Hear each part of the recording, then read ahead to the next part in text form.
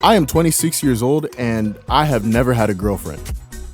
You see the type of content I make. I don't think it's surprising to anybody here. Like, only a mentally ill woman would be able to look at this video, addicted to edging, and be like, yeah, I want to suck off the nigga that made that. But I've come to terms with this. Like, you know, me being single gives me more time to focus on things that I really enjoy, such as making videos, playing video games, and watch promiscuous video vixens gyrate it while I grip and tug at the brown snake. Anyway, before I came to terms with this, I was just like everybody else, just trying to find somebody to date. This caused me to download Tinder. Probably one of the worst mistakes that I've made in my 20s. It's actually right behind me putting all of my savings into Dogecoin right before it fucking plummeted. That's actually another reason to not date me. I'd be doing stupid shit like that for shits and giggles. Anyway, on Tinder, I just kept meeting women that were super boring, either in their conversation or just in their bios. Like, it is ridiculous the amount of women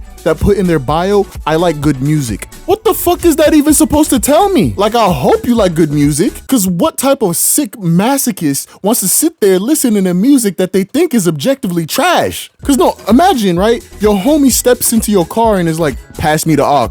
He plays a song and he looks at you and is like, this some hot garbage, huh? Get the fuck out of my car, dog. But after several months of dealing with that nonsense, I kind of just removed myself a little bit from the idea of wanting a date. But everything changed when I met this one particular short girl. Anywho, I was at a roller skating rink by myself on a Wednesday afternoon, just vibing.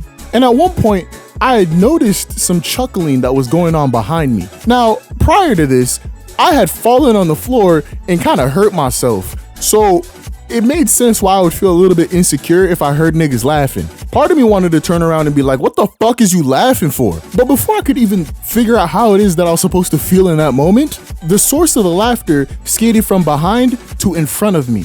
Okay, so now level with me here.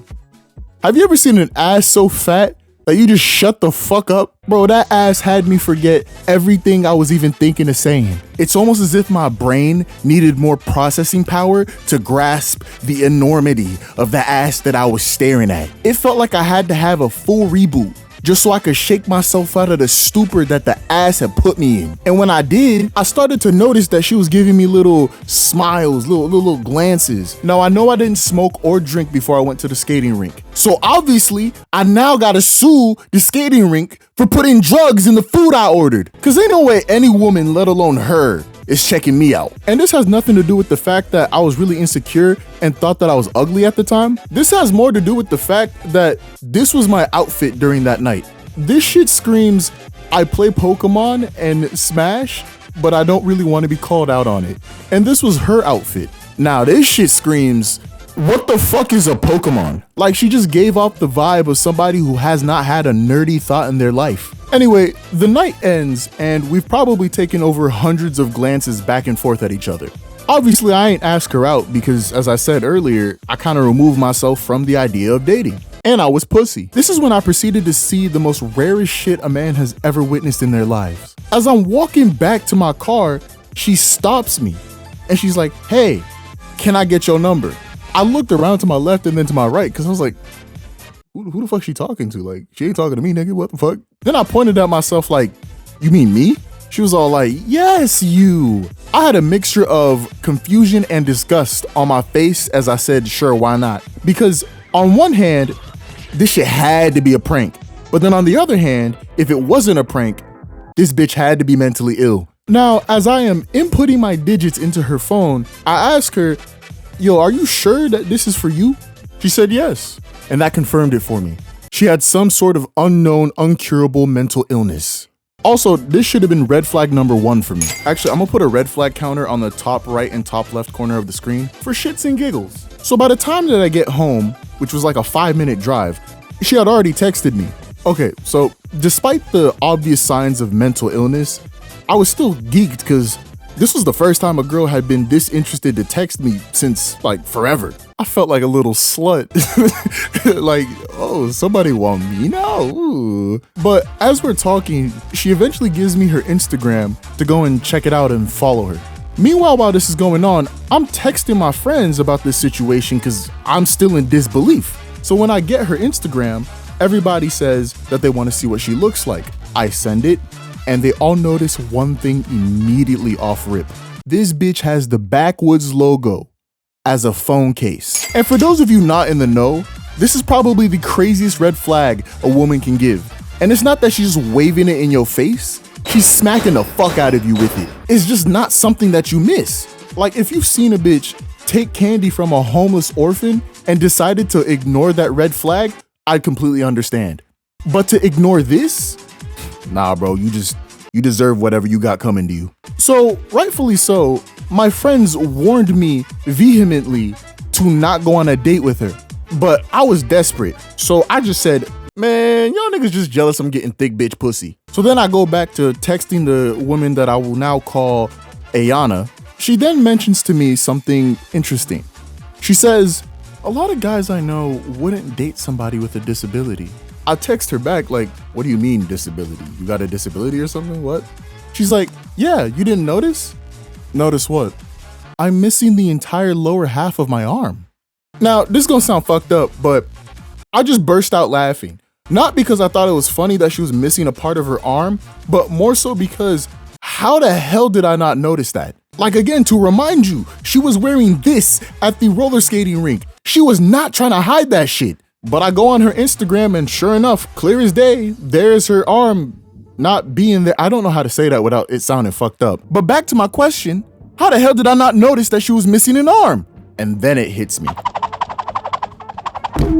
Her ass trapped me in a genjutsu. I'm talking about that motherfucker hit me with the Sharingan. Now, I pointed this out to my friends and they were all shocked as well because they didn't notice either.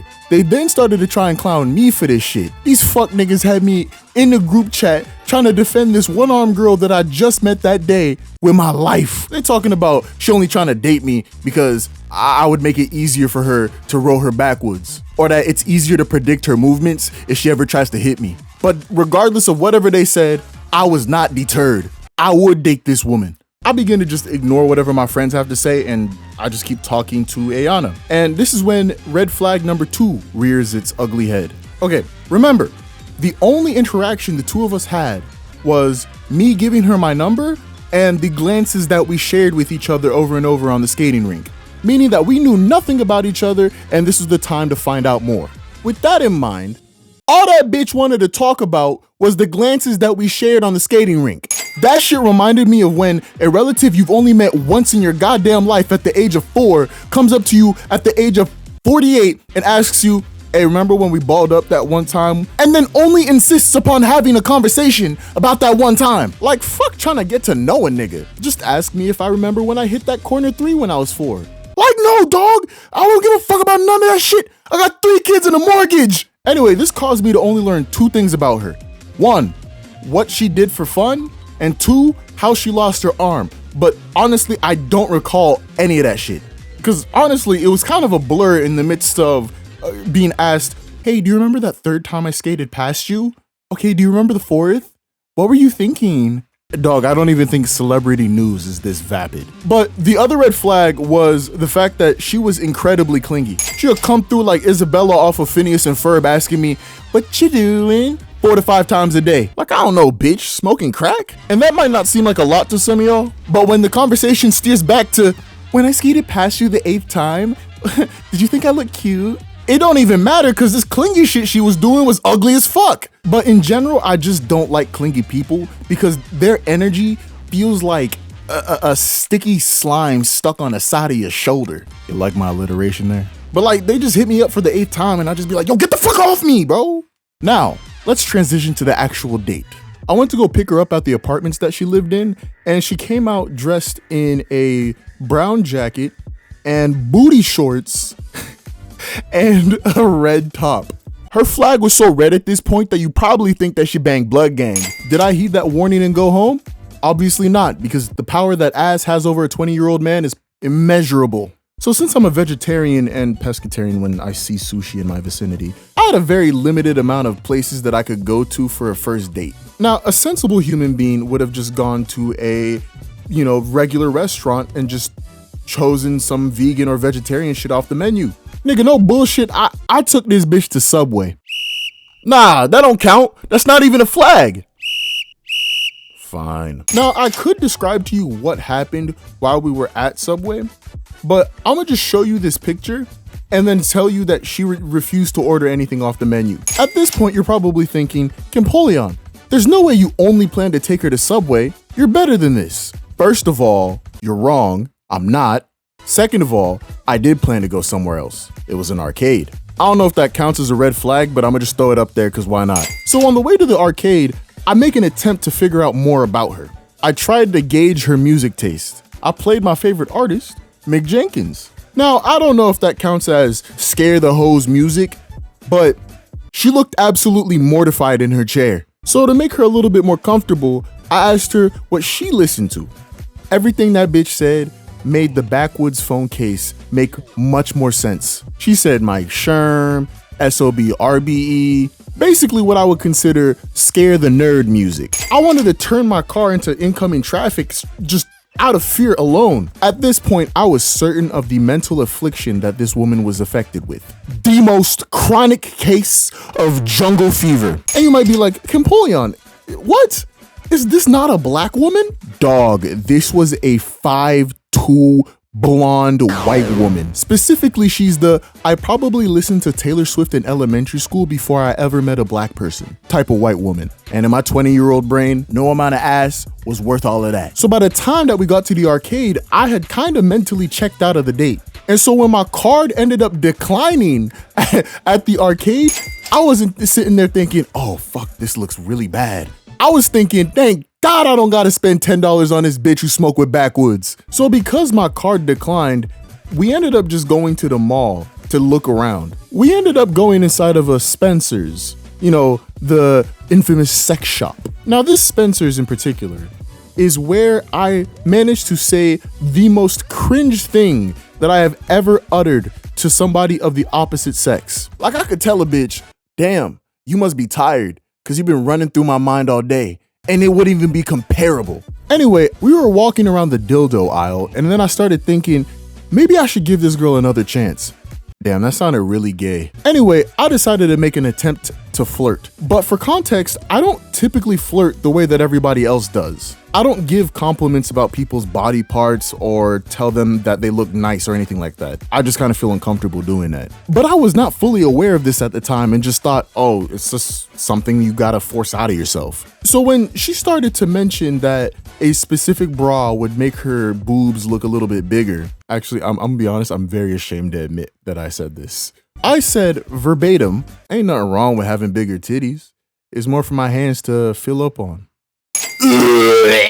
God, I'm starting to sound like my character Gibson at this point. I didn't even say that bullshit that loud, but the cringe was so powerful that somebody across the store turned around and looked at me in anger.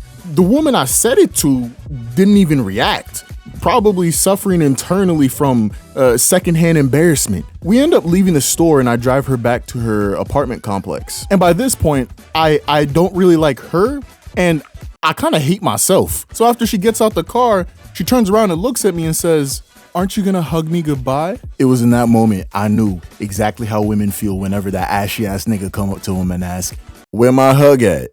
However, I was not aware that I too was the ashy ass nigga in this situation. But the difference is that I wasn't asking for a hug, I was asking to leave. But I obliged her anyway and just gave her a half-hearted hug. You know, the type of hug that you give your sibling after your parents tell you guys to make up.